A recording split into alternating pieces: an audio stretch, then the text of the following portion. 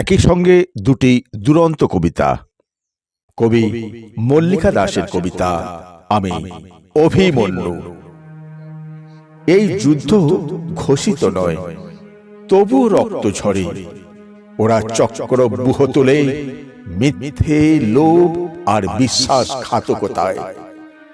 ওরা চায় আমার কণ্ঠ থামাতে, আমার নামটাকে মাটির নিচে পুঁতে ফেলতে। ওরা কৌরব, ভিড়ের মধ্যে লুকিয়ে থাকা কাপুরুষ। হাত মেলায়, পেছনে ছুরি সানে।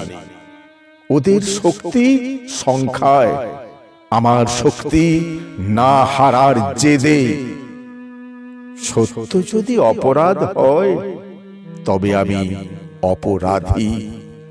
সত্য যদি আগুন হয়, তবে আমি সেই শিখা। আমি এই যুগের অভিমন্যু।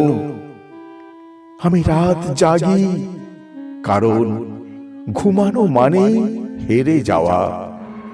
আমি ভাঙা পথে হাঁটি, পথের নিচে কাঁটা, তবুও থামি না। ষড়যন্ত্রের সমুদ্রের সামনে দাঁড়িয়ে আমি প্রার্থনা করি না। আমি ঢেউয়ের বুকে লাথি মেরে চক্রব্যূহ ভাঙি। ওরা জানে না, আমাকে মারতে গেলে আগে ভাঙতে হবে আমার মাথা নত করার অভ্যাস। আমি একা, হ্যাঁ, কিন্তু একাই যথেষ্ট। আমি অভিমন্যু। এই লড়াই আমার শেষ রক্তবিন্দু পর্যন্ত, শেষ নিঃশ্বাস পর্যন্ত। এবার কবি গোপাল চন্দ্র দাসের কবিতা কথোপকথন। মেয়েটি বলল, তুমি হারিয়ে গেলেও তোমাকে খুঁজে পেতে বিন্দু মাত্র বিলম্ব হবে না।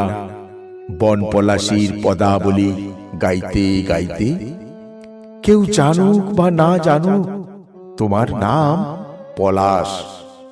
ছেলেটিও বলল, তুমি হারিয়ে গেলেও তোমাকে খুঁজে পেতে বিন্দু মাত্র বিলম্ব হবে না।